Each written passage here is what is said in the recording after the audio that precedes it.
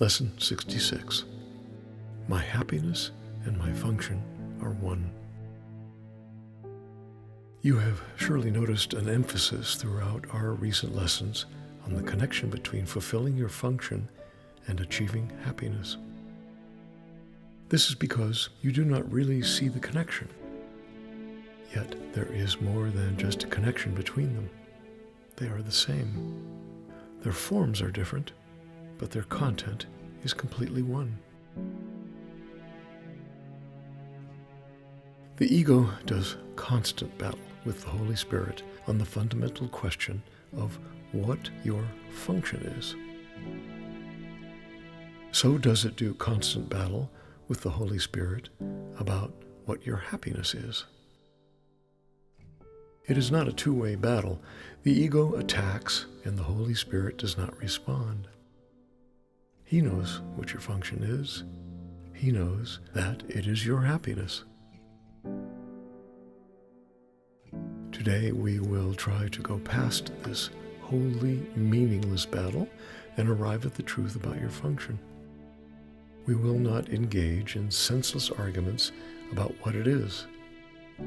We will not become hopelessly involved in defining happiness and determining the means for achieving it. We will not indulge the ego by listening to its attacks on truth. We will merely be glad that we can find out what truth is.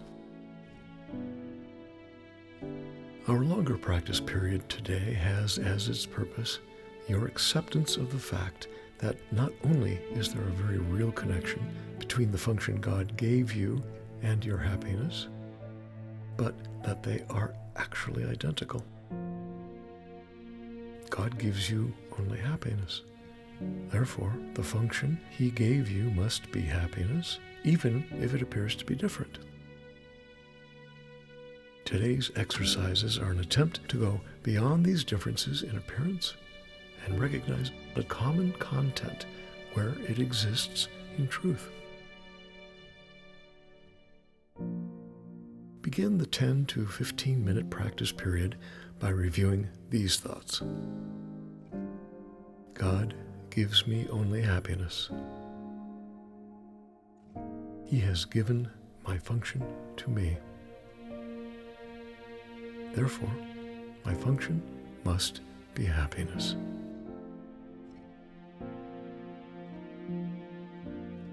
Try to see the logic in this sequence, even if you do not yet accept the conclusion.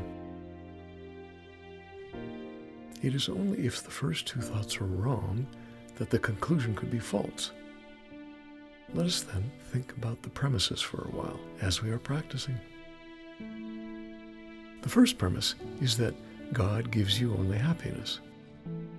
This could be false, of course, but in order to be false, it is necessary to define God as something He is not. Love cannot give evil, and what is not happiness is evil. God cannot give what He does not have, and He cannot have what He is not. Unless God gives you only happiness, He must be evil.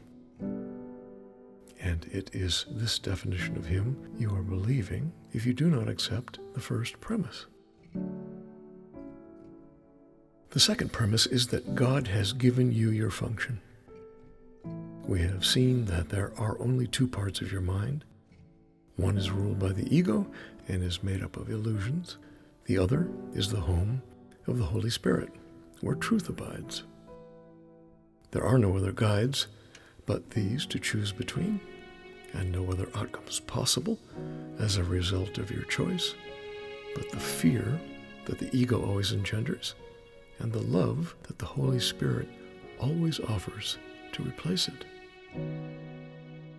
Thus, it must be that your function is established by God through His voice, or is made by the ego, which you have made to replace Him. Which is true? Unless God gave your function to you, it must be the gift of the ego. Does the ego really have gifts to give being itself an illusion and offering only the illusion of gifts? Think about this during the longer practice periods today. Think also about the many forms the illusion of your function has taken in your mind, and in the many ways in which you tried to find salvation under the ego's guidance. Did you find it? Were you happy? Did they bring you peace? We need great honesty today. Remember the outcomes fairly, and consider also whether it was ever reasonable to expect happiness from anything the ego ever proposed. Yet, the ego is the only alternative to the Holy Spirit's voice. You will listen to madness or hear the truth. Try to make this choice as you think about the premises on which our conclusion rests.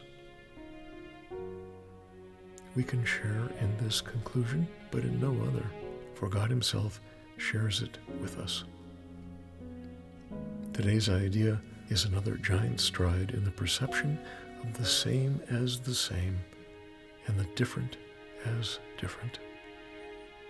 On one side stand all illusions, all truth stands on the other. Let us try today to realize that only the truth is true. In the shorter practice periods, which would be most helpful today if undertaken twice an hour, this form of the application is suggested. My happiness and function are one because God has given me both. It will not take more than a minute and probably less to repeat these words slowly and think about them a little while as you say them.